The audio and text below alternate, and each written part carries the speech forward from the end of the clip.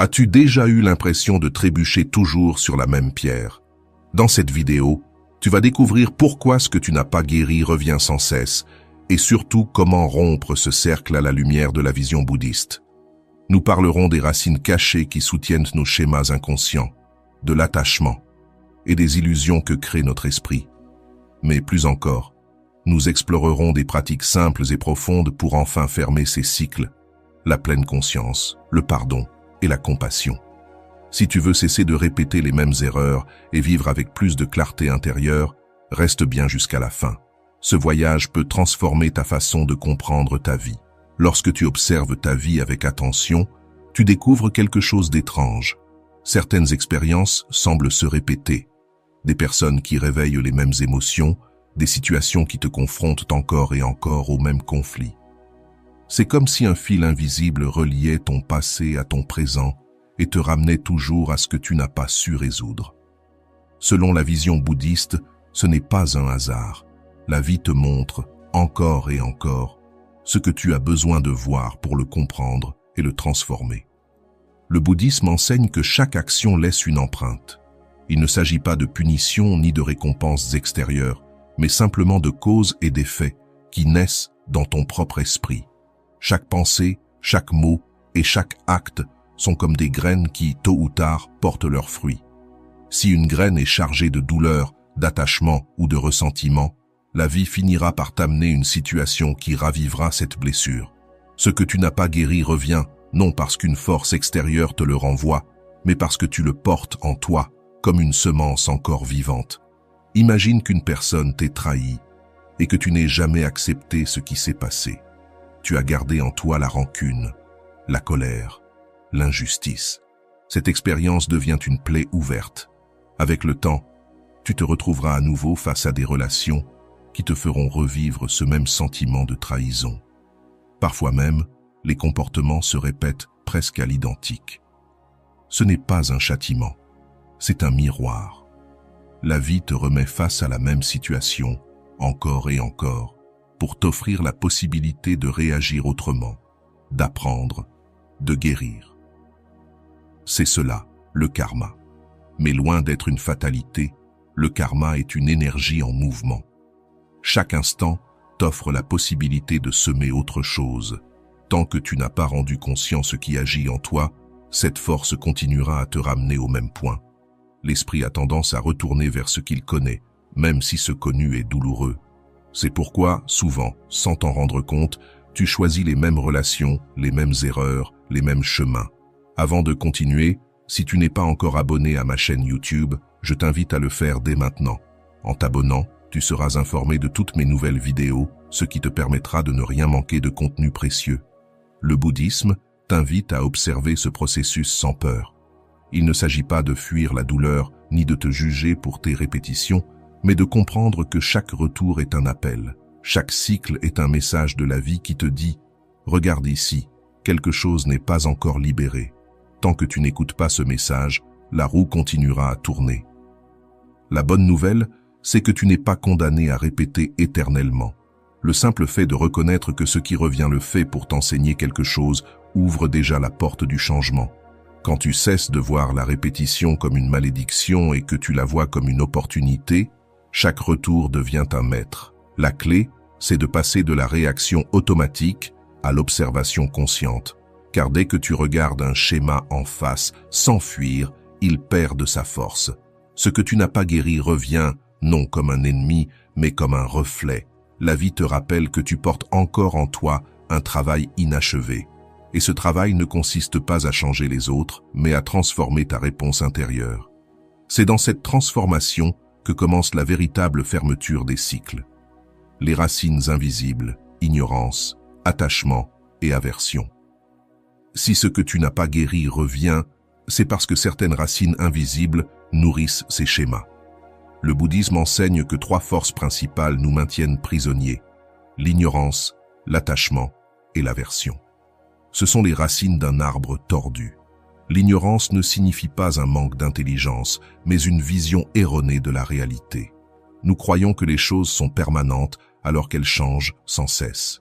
Nous pensons exister comme des êtres séparés, alors que nous sommes un flot d'expériences interconnectées. Cette illusion nous pousse à nous accrocher à ce qui nous donne du plaisir et à rejeter ce qui nous dérange, oubliant que tout est en mouvement. L'attachement est une autre racine profonde. Quand quelque chose nous donne du plaisir ou de la sécurité, nous voulons le garder pour toujours. Mais la vie change, et ce besoin de retenir ce qui s'en va devient souffrance. Au lieu d'accepter, nous résistons. Ce que nous n'avons pas su lâcher revient plus fort. Nous devenons dépendants de personnes, de souvenirs ou d'émotions qui ne nous servent plus, et cette dépendance recrée sans cesse la douleur. L'aversion, c'est la face opposée de l'attachement. C'est le refus de vivre ce qui nous dérange, la fuite devant ce qui nous met mal à l'aise. Mais en rejetant quelque chose, nous le renforçons. Ce que nous refusons de voir revient sous d'autres formes, comme si l'univers disait « Regarde, c'est encore là ». En plus de ces trois racines, chacun porte en lui des tendances mentales inconscientes, des habitudes, des façons de réagir, de penser, d'aimer. Certaines viennent de notre enfance, d'autres de notre éducation ou de nos blessures. Ces schémas agissent comme un pilote automatique qui nous fait répéter les mêmes erreurs, même quand nous disons vouloir changer. Imagine quelqu'un qui a grandi dans le manque affectif. Adulte, il peut ressentir un vide constant, une peur de l'abandon, et sans s'en rendre compte, provoquer les situations qu'il redoute. Ou une personne trahie, qui, par peur que cela se reproduise, devient méfiante au point d'éloigner ceux qui l'aiment. Ces racines invisibles façonnent notre expérience. Le premier pas pour s'en libérer, c'est de les rendre visibles. Observer quand l'attachement nous retient, quand l'aversion nous fait fuir, quand l'ignorance nous empêche de voir. Car ce que la conscience éclaire perd son pouvoir sur nous. Ce qui revient ne le fait pas par hasard. Cela revient parce que les racines sont encore vivantes en nous. Le vrai travail commence lorsque nous cessons de lutter contre ce qui vient de l'extérieur et que nous découvrons quelle graine, en nous, continue à nourrir la douleur. La chaîne qui nous emprisonne. Comment se forment les cycles que nous répétons. Jusqu'ici, nous avons compris que ce que nous n'avons pas guéri reste en nous comme une semence et que ces semences sont nourries par nos racines intérieures. Mais il reste une question essentielle. Comment se forme cette chaîne qui nous fait retomber dans les mêmes cercles? Le bouddhisme explique que notre vie émotionnelle et mentale fonctionne comme une roue. Chaque expérience laisse une impression. Cette impression fait naître une pensée. La pensée suscite une émotion et cette émotion nous pousse à agir. Le problème, c'est que nos actions renforcent souvent la même impression initiale, bouclant ainsi le cycle. Imaginons que quelqu'un te parle durement. Tu ressens un rejet, puis tu penses « il ne me respecte pas ». Cette pensée éveille la colère, tu réponds de façon brusque et le conflit s'envenime. Cette réaction confirme ta croyance que les autres ne te respectent pas. La prochaine fois, tu réagiras encore plus vite. Ce qui n'était au départ qu'un événement isolé devient un schéma. La réalité, c'est que l'esprit cherche à confirmer ce qu'il croit. Si tu penses que le monde est hostile, tu verras partout des preuves d'hostilité. Si tu crois que tu n'es jamais assez bien, tu interpréteras les remarques neutres comme des critiques. Et plus tu réagis ainsi, plus tu renforces ta croyance. C'est ce cercle vicieux qui forme la chaîne invisible de la répétition. Le bouddhisme enseigne que ce processus est simple. Une expérience crée un contact, ce contact provoque une sensation, la sensation engendre le désir ou le rejet, le désir mène à l'action, et chaque action laisse une trace qui conditionne ce qui vient après. Ce n'est pas de la magie, ni du destin, c'est une loi naturelle. Ce que tu répètes s'enracine, et ce qui s'enracine devient ton chemin habituel. Nous ne sommes donc pas prisonniers d'une force extérieure. Nous sommes emprisonnés par nos propres habitudes mentales et émotionnelles. Cette chaîne est faite de pensées non questionnées, d'émotions non observées et de réactions automatiques que nous répétons sans en avoir conscience. Et c'est là que le vrai changement commence. Lorsque tu observes la chaîne sans t'y identifier, lorsque tu comprends que le retour de certaines expériences n'est pas une punition, mais une invitation à libérer ce qui, en toi, demande encore la paix. Même lorsque nous changeons de personne, l'histoire semble se répéter. Cela se produit parce qu'au-delà des apparences extérieures, la graine intérieure reste la même. Si tu portes en toi la peur de l'abandon, tu chercheras des signes d'abandon dans tout. Si tu es attaché à la sécurité, tu t'accrocheras à celui ou celle qui te la donne, même si cette relation n'est pas saine. La chaîne se maintient parce que l'esprit crée des scénarios qui reflètent ce que nous portons en nous. Mais il existe quelque chose d'encore plus profond. Les cycles ne se répètent pas seulement dans nos actions extérieures, ils se reproduisent aussi dans notre esprit. Pense à cette pensée qui te hante. Je ne vaux pas assez. Cette idée surgit, tu y crois, elle te rend triste, et cette tristesse confirme ce que tu pensais. Le cycle est bouclé. Tant que tu ne réalises pas que cette pensée n'est qu'une habitude mentale et non une vérité absolue, elle continuera à se répéter comme une roue sans fin. Pourtant, cette chaîne n'est pas indestructible. Au contraire, elle ne se maintient que parce que nous ne la voyons pas clairement. Dès que nous l'observons avec attention, nous commençons à en remarquer les maillons. Et si nous parvenons à interrompre ne serait-ce qu'un maillon, toute la chaîne perd de sa force. Par exemple, si, au lieu de réagir automatiquement à une critique, tu respires et observes ce que tu ressens avant de répondre, tu es déjà en train de rompre le cycle. Si au lieu de te laisser emporter par une pensée négative, tu l'observes comme un nuage qui passe sans lui donner trop d'importance, l'habitude commence à s'affaiblir. Le bouddhisme insiste sur une vérité essentielle. La répétition n'est pas une condamnation, c'est une opportunité. Chaque cycle qui revient nous montre le point exact où nous sommes encore prisonniers.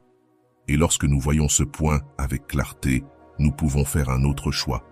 La chaîne se fragilise quand nous cessons de réagir pour commencer à répondre avec conscience.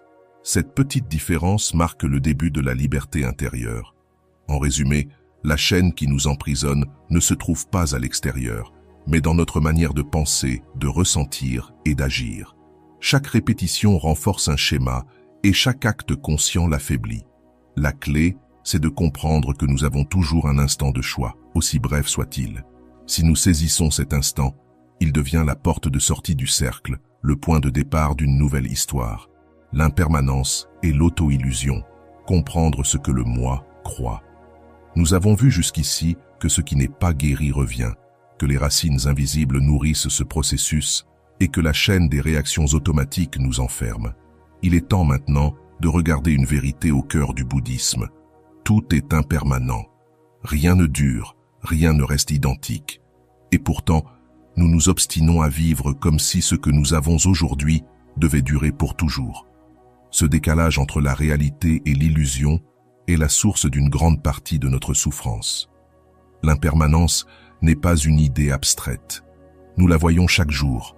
Le corps change, les années passent, les émotions se transforment, les relations évoluent. Rien de ce que nous sommes ou possédons ne demeure intact.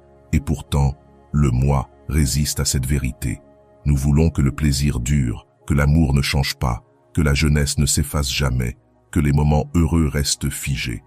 Et comme cela n'arrive jamais, nous ressentons frustration et douleur. L'auto-illusion naît lorsque le moi s'accroche à cette idée de permanence. Nous nous racontons des histoires. Cette personne me protégera toujours. Ce travail est pour la vie. Je suis comme ça et je ne changerai pas. Ces pensées nous réconfortent. Elles nous donnent une fausse impression de stabilité. Mais la vie, tôt ou tard, nous montre que rien ne se maintient de cette façon.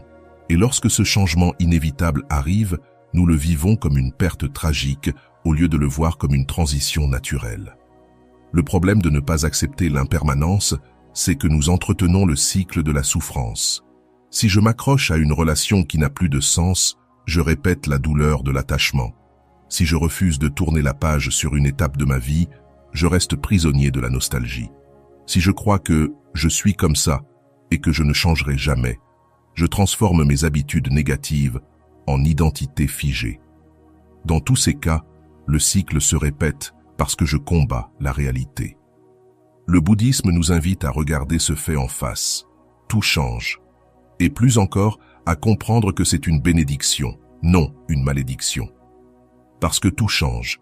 La douleur passe, les erreurs peuvent être corrigées, les cycles peuvent être clos. Si tout était figé, il n'y aurait ni transformation ni libération. c'est précisément l'impermanence qui rend la guérison possible. Mais accepter cette impermanence exige de remettre en question le moi. Ce moi que nous croyons si solide n'est en réalité qu'une construction mentale. Il est composé de souvenirs, de pensées, d'émotions, d'habitudes. Tout cela change au fil du temps. Pourtant, nous le traitons comme quelque chose de fixe. Cette illusion d'identité est l'un des plus grands mensonges qui entretiennent nos cycles. Quand je me dis « je suis une personne qui souffre toujours en amour », je renforce un rôle qui m'emprisonne. Quand je crois « je ne peux pas changer », je ferme la porte à toute évolution. L'auto-illusion du moi est dangereuse parce qu'elle nous pousse à défendre un personnage, même si ce personnage nous fait souffrir. Une personne qui se voit comme victime trouvera 1000 raisons de justifier son rôle, car y renoncer serait comme perdre son identité. Quelqu'un d'orgueilleux préférera répéter les mêmes erreurs plutôt que d'admettre qu'il peut agir autrement. Ce qui semble être un trait de caractère n'est souvent qu'une résistance à lâcher l'illusion du moi. Accepter l'impermanence et voir clair dans nos illusions ne signifie pas se perdre, mais se libérer. Cela veut dire découvrir que nous ne sommes pas condamnés à rester les mêmes, que nous n'avons pas à répéter indéfiniment les mêmes scénarios. C'est ouvrir la porte à de nouvelles manières de vivre, à la capacité de répondre au lieu de réagir, à la possibilité de laisser le passé derrière nous. Quand nous comprenons que rien ne dure, le retour des vieux schémas cesse d'être une menace et devient une opportunité. Car si tout change, ces schémas aussi peuvent changer. Ce qui semble aujourd'hui inévitable peut devenir différent demain, si nous cessons de nous y accrocher. Le moi croit que répéter est la seule option, mais la vérité, c'est que chaque instant offre la possibilité de recommencer. Et c'est là, dans l'acceptation de l'impermanence et dans la fin de l'auto-illusion du moi, que commence la véritable fermeture des cycles. Fermer un cycle ne signifie pas oublier le passé, ni effacer ce que nous avons vécu. Cela signifie le regarder avec clarté, remercier pour ce qu'il nous a appris, puis le laisser aller pour accueillir ce que la vie a encore à offrir. Pratique bouddhiste pour fermer les cycles. Attention, conscience et détachement. Jusqu'à présent, nous avons compris pourquoi ce qui n'est pas guéri revient, quelle racine invisible l'alimente, comment la chaîne de réaction nous enferme et de quelle manière l'auto-illusion du moi nous empêche d'en sortir. Mais la théorie seule ne suffit pas. Si nous voulons vraiment fermer un cycle, nous devons passer à la pratique. Et le bouddhisme nous offre 3 outils essentiels: l'attention, la conscience et le détachement. L'attention est la porte d'entrée. Nous vivons la plupart du temps en pilote automatique, réagissant sans même réaliser ce que nous ressentons ou pensons. Pratiquer l'attention, c'est s'arrêter, observer ce qui se passe en nous avant que cela ne devienne une réaction. Par exemple, quand quelqu'un te blesse par une parole, au lieu de répliquer aussitôt, respire. Observe l'émotion qui monte, ressens-la dans ton corps, reconnais-la. Ce simple espace change tout, car tu n'es plus prisonnier de l'impulsion. Cette pratique ne se limite pas aux moments de conflit. Elle se cultive dans les gestes du quotidien, en marchant, en mangeant, en parlant, en écoutant. C'est un entraînement de l'esprit à être ici, maintenant, sans se laisser emporter par ce qui est déjà passé ou par ce qui n'est pas encore arrivé. Et lorsque cette capacité s'approfondit, les vieux cycles perdent de leur force, car nous cessons de répéter inconsciemment. La conscience est l'étape suivante. Il ne suffit pas d'observer ce que nous ressentons. Nous devons aussi comprendre d'où cela vient et ce qui l'alimente. Cela demande de se poser des questions. Quelle peur se cache derrière cette réaction? Quel attachement suis-je en train de nourrir? Quelle histoire sur moi-même rend cela si douloureux? Cette introspection sincère éclaire les racines de la souffrance. Parfois, cela fait mal, car nous découvrons que ce que nous pensions être une vérité absolue n'est qu'une habitude mentale. Mais sans cette clarté, les cycles continuent. La conscience nous permet de voir la cause réelle de notre douleur. Dans une rupture, par exemple, nous pensons souffrir parce que l'autre est parti. Mais en observant plus profondément, nous réalisons que la souffrance vient de l'attachement à l'idée que cette personne devait rester ou de la peur d'être seule. Cette prise de conscience change tout, car elle retire le pouvoir à l'extérieur et le ramène à nous. Le détachement, enfin, est le fruit de l'attention et de la conscience. Il ne signifie pas indifférence ni absence d'amour. Il signifie apprendre à lâcher ce qui nous attache de manière malsaine. Le détachement naît quand nous acceptons l'impermanence, quand nous cessons de lutter contre ce qui est inévitable et que nous permettons aux choses de suivre leur cours naturel. Lâcher prise, ce n'est pas perdre, c'est se libérer de la dépendance. Une pratique simple consiste à observer chaque jour quelque chose que nous aimons beaucoup et à nous rappeler que ce ne sera pas éternel. Une fleur, un coucher de soleil, un moment partagé. En regardant ainsi, nous apprenons à savourer pleinement sans nous y accrocher.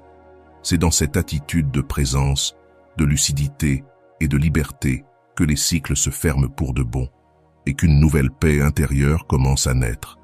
Quand arrive le moment de lâcher prise, le cœur est plus préparé. Une autre façon d'entraîner le détachement consiste à reconnaître les petites pertes du quotidien. Un objet qui se casse, un plan qui échoue, une attente qui ne se réalise pas.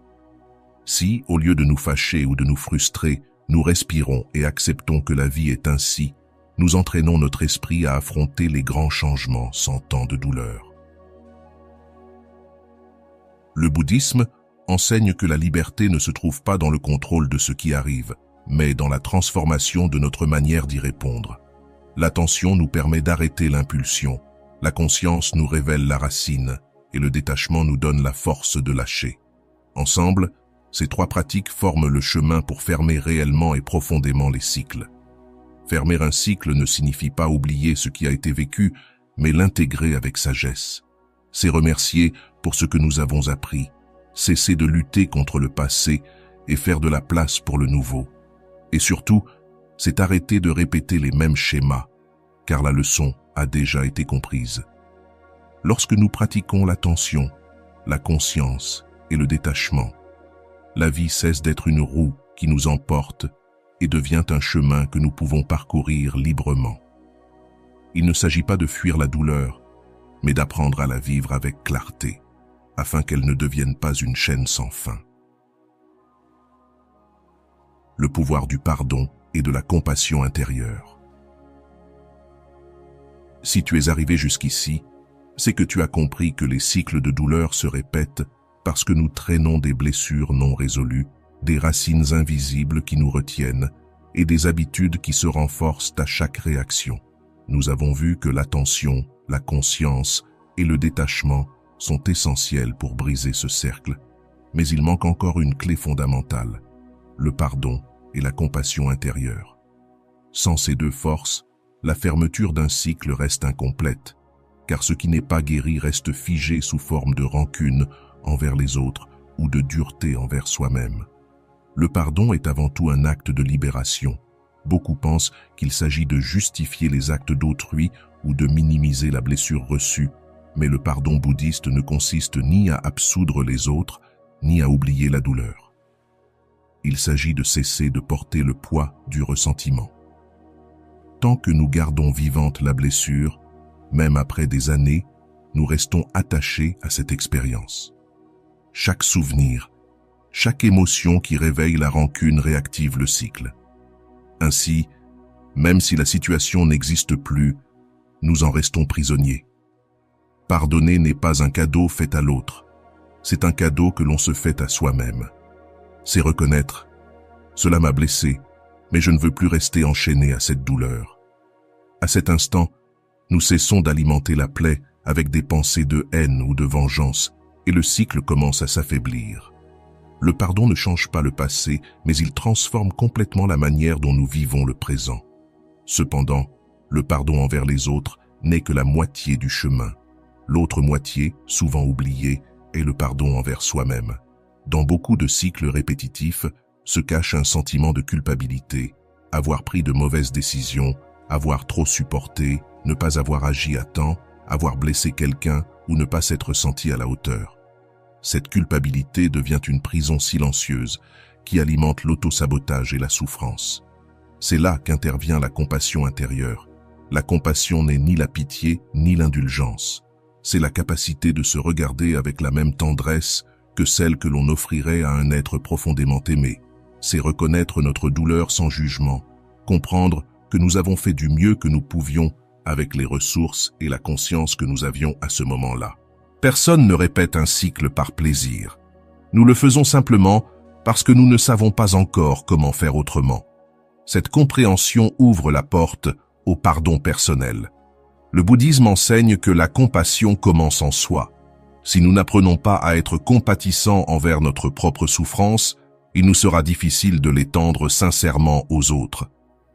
Beaucoup de gens essaient d'être bienveillants envers tout le monde, mais se traitent eux-mêmes avec dureté. Cette dureté intérieure maintient les cycles, car chaque erreur devient une condamnation au lieu d'une occasion d'apprendre. Comment cultiver le pardon et la compassion intérieure? Une pratique consiste à méditer, en répétant des phrases de bonté envers soi-même. Cela peut paraître étrange au début, mais avec le temps, ces mots s'enracinent profondément. Des phrases simples comme « que je puisse vivre en paix »,« que je sois libéré de cette douleur »,« que je sois heureux ». Répétées avec intention, elles adoucissent les couches de dureté accumulées contre soi. Une autre pratique puissante consiste à écrire une lettre de pardon à quelqu'un ou à soi-même. Il n'est pas nécessaire de l'envoyer. Le simple fait d'écrire permet de reconnaître la douleur et d'exprimer la décision de ne plus l'alimenter. L'écriture libère une partie du poids intérieur. La compassion se cultive aussi au quotidien. Chaque fois que nous nous jugeons sévèrement, nous pouvons nous arrêter et nous demander « Que se passerait-il si je me parlais comme à un ami ?» Cette simple question change notre regard, car rarement dirions-nous à un proche les mots cruels que nous nous disons à nous-mêmes. Le pardon et la compassion ne sont pas des chemins rapides. Certaines blessures demandent du temps, mais chaque geste de tendresse envers soi, chaque décision de relâcher un peu de rancune, affaiblit le cycle. C'est comme enlever une pierre d'un sac à dos que l'on porte depuis des années. Au début, il reste lourd, mais peu à peu, il s'allège. Et surtout, pardonner et être compatissant ne signifie pas revenir en arrière, ni nier ce qui s'est passé. Cela veut dire reconnaître, apprendre et ne plus répéter. Le pardon guérit, la compassion répare, et ensemble, elle nous donne la force de ne plus retomber dans les mêmes schémas. Quand nous sommes capables de nous pardonner et de nous traiter avec bienveillance, le cycle perd son carburant principal, la douleur accumulée. À sa place, naît une énergie nouvelle, un regard frais sur le présent et une ouverture vers l'avenir. Et c'est dans cette ouverture que commence la véritable liberté. Recommencer sans revenir. Comment construire de nouveaux schémas? Après avoir compris les racines de nos cycles, travaillé l'attention et le détachement, et ouvert notre cœur au pardon et à la compassion, vient un moment décisif. Apprendre à vivre autrement. Car il ne suffit pas de briser un ancien schéma. Si nous n'en construisons pas un nouveau, notre esprit retournera toujours à ce qu'il connaît, même si c'est douloureux. Recommencer sans revenir, c'est tracer un nouveau chemin et le remplir d'habitudes saines qui nous soutiennent. Le premier pas est de reconnaître que notre vie est faite d'habitudes. Ce que nous pensons, ressentons et faisons chaque jour façonne qui nous sommes. Si nous répétons des pensées de peur, nous devenons craintifs. Si nous cultivons la générosité, nous devenons bienveillants. L'esprit est comme un champ fertile. Ce que nous semons y pousse. Si nous voulons que notre vie s'épanouisse autrement, il faut choisir avec soin les graines que nous plantons. Construire de nouveaux schémas commence par de petits gestes. Souvent, nous croyons qu'il faut tout changer d'un coup, mais en réalité, les cycles se transforment par des pas simples et constants. Par exemple, si nous réagissons toujours par la colère, un nouveau schéma peut consister à respirer 3 fois avant de répondre. Cela semble peu, mais cet instant de conscience change toute la direction de la situation. Avec le temps, cette petite pratique devient un réflexe qui remplace l'impulsion automatique. L'environnement joue aussi un rôle crucial. Les schémas ne vivent pas seulement en nous, ils se nourrissent aussi de ce qui nous entoure. Si nous voulons un vrai changement, nous devons choisir des lieux, des personnes et des activités qui nourrissent la paix que nous cherchons. Vouloir vivre en harmonie tout en restant dans un environnement de colère ou de critique est une contradiction. La gratitude est également essentielle. Quand nous entraînons notre esprit à voir ce que nous avons plutôt que ce qui manque, nous ouvrons un espace d'abondance intérieure. La gratitude brise le cycle du vide et de l'insatisfaction, car elle nous apprend à reconnaître ce qui va déjà bien dans notre vie. Un simple exercice quotidien, comme écrire 3 choses pour lesquelles nous sommes reconnaissants, peut transformer peu à peu notre manière de voir les choses. Enfin, construire de nouveaux schémas demande de la patience. L'esprit ne change pas du jour au lendemain, tout comme un champ ne donne pas de fruits immédiatement après les semailles. Il y aura des rechutes, mais chaque fois que nous choisissons une réponse différente, même minime, nous affaiblissons l'ancien cycle et renforçons le nouveau. L'important n'est pas la perfection, mais la constance. Le bouddhisme propose la pratique des actes conscients de bonté. Pas de grands gestes, mais de petites actions pleines d'intention. Écouter sans interrompre, aider en silence, souhaiter du bien intérieurement. Ces actes répétés transforment notre perception du monde. Au lieu de le voir comme un lieu hostile, nous le percevons comme un espace d'interconnexion où chaque action compte. Apprendre à visualiser l'avenir que nous désirons est aussi fondamental, non pas à travers la fantaisie, mais par des actions concrètes. Ainsi, pas à pas, nous créons une nouvelle réalité, libérée des anciens schémas, enracinée dans la paix, la gratitude et la conscience. Si je veux cesser de répéter le cycle de la peur, je peux m'imaginer agir avec courage dans une petite situation, puis le mettre en pratique. L'esprit s'entraîne comme un muscle. Plus on le dirige consciemment vers un nouveau mode de fonctionnement, plus celui-ci devient naturel. Redémarrer sans revenir en arrière ne signifie pas renier le passé, mais l'honorer comme une leçon apprise et s'ouvrir à écrire une nouvelle histoire. Chaque jour est une page blanche, et la façon dont nous pensons, ressentons et agissons remplit ces pages. L'erreur est de croire que nous sommes condamnés à copier sans cesse le même scénario. En réalité, nous pouvons réécrire notre histoire à tout moment si nous avons le courage de pratiquer de nouvelles façons d'être. Construire de nouveaux schémas, c'est choisir la vie que nous voulons vivre, au lieu de laisser nos blessures passées décider pour nous. C'est puiser dans la force du pardon, la clarté de la pleine conscience et la tendresse de la compassion pour les transformer en actions quotidiennes. Ces gestes, aussi simples soient-ils, sont la garantie que nous ne retomberons plus dans le même cercle, car nous avons tracé un chemin nouveau avec des pas fermes et conscients. Libération du cycle, vivre en paix avec le présent. Nous avons parcouru un chemin profond, comprendre pourquoi ce qui n'a pas été guéri revient, découvrir les racines invisibles qui nourrissent nos schémas, reconnaître la chaîne qui nous enferme, l'accepter dans sa permanence, pratiquer la pleine conscience et le détachement, nous ouvrir au pardon et à la compassion, et enfin, apprendre à créer de nouveaux modèles intérieurs. Tout cela nous conduit vers une même destination, nous libérer du cycle et apprendre à vivre en paix avec le présent. Se libérer du cycle ne signifie pas que la douleur ne reviendra jamais. La souffrance fait partie de la vie. Les pertes continueront d'arriver, les changements se produiront, les émotions surgiront. La différence, c'est que nous ne restons plus prisonniers d'elles de la même manière. Autrefois, nous réagissions avec attachement, rejet ou résistance, et cela nourrissait la répétition. Aujourd'hui, avec la conscience, nous apprenons à vivre chaque expérience pour ce qu'elle est, un moment qui naît et qui meurt. Vivre en paix avec le présent, c'est lâcher le poids du passé. Souvent, ce qui nous retient n'est pas ce qui nous arrive aujourd'hui, mais les souvenirs que nous traînons encore. Nous repensons sans cesse à ce qui s'est passé, à ce qui aurait dû être, à ce que les autres ont fait ou n'ont pas fait. Chacun de ces souvenirs est une corde qui nous attache à une histoire déjà terminée. La libération vient lorsque nous reconnaissons que le passé a rempli sa fonction et que, s'il ne peut être changé, nous pouvons transformer la manière dont nous le portons en nous. Cela implique aussi de ne plus vivre enchaîné au futur. La peur de ce qui va venir ou l'obsession de ce que nous voulons atteindre nous vole la capacité de savourer l'instant présent. Le bouddhisme nous le rappelle sans cesse, la vie se déroule uniquement dans le maintenant. Lorsque nous apprenons à habiter pleinement ce moment, le cycle perd sa force, car il ne nous entraîne plus vers le passé ni vers l'avenir. Nous demeurons stables, là où réside notre véritable pouvoir.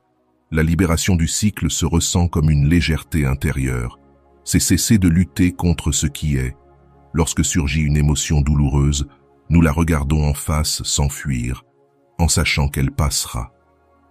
Quand vient une joie, nous la savourons pleinement, sans nous y accrocher. Cette attitude d'équanimité n'est pas de la froideur, c'est une forme plus pure de vie. Elle nous permet d'accueillir chaque expérience avec ouverture, sans peur de la perdre. Vivre en paix avec le présent, c'est cultiver un regard aimant sur chaque instant. Cela ne veut pas dire que tout sera parfait, mais que tout peut être vécu avec acceptation. Même les difficultés deviennent des maîtres lorsque nous cessons de les voir comme des ennemis. Chaque obstacle est une occasion de pratiquer la patience, la compassion et le détachement. Et plus nous les pratiquons, moins nous nous laissons piéger par la roue des répétitions. La libération passe aussi par la reconnaissance que nous ne sommes pas ce moi fixe que nous défendons depuis toujours. Quand nous cessons de nous identifier à nos histoires, à nos rôles et à nos blessures, nous découvrons quelque chose de plus vaste, une conscience qui observe, qui coule, qui change.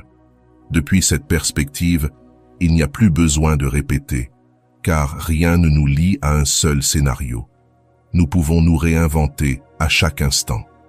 Un exemple clair de cette libération se trouve chez les personnes qui ont traversé de grandes pertes.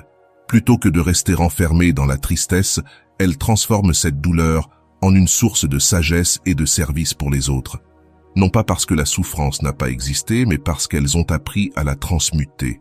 C'est cela, vivre en paix avec le présent, laisser la vie circuler à travers nous, sans transformer chaque expérience en prison. En fin de compte, la libération du cycle n'est pas un but lointain, mais une manière de vivre, ici et maintenant. C'est la capacité d'accepter ce qui vient, de relâcher ce qui s'en va et de savourer pleinement ce qui est. Nous n'avons pas besoin d'attendre que tout soit parfait pour être en paix. La paix naît lorsque nous cessons de lutter contre l'impermanence et que nous embrassons la vie telle qu'elle est.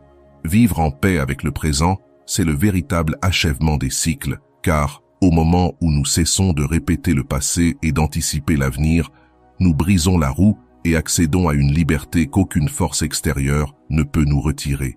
Et cette liberté, silencieuse et puissante, est le plus grand des cadeaux du chemin. Nous arrivons à la fin de ce voyage. Nous avons compris pourquoi ce qui n'est pas guéri revient, quelles racines le soutiennent, comment les cycles se répètent et surtout, quelles sont les clés que le bouddhisme nous offre pour fermer ces blessures. La pleine conscience, la conscience de soi, le détachement, le pardon et la compassion. La libération n'est ni lointaine, ni impossible.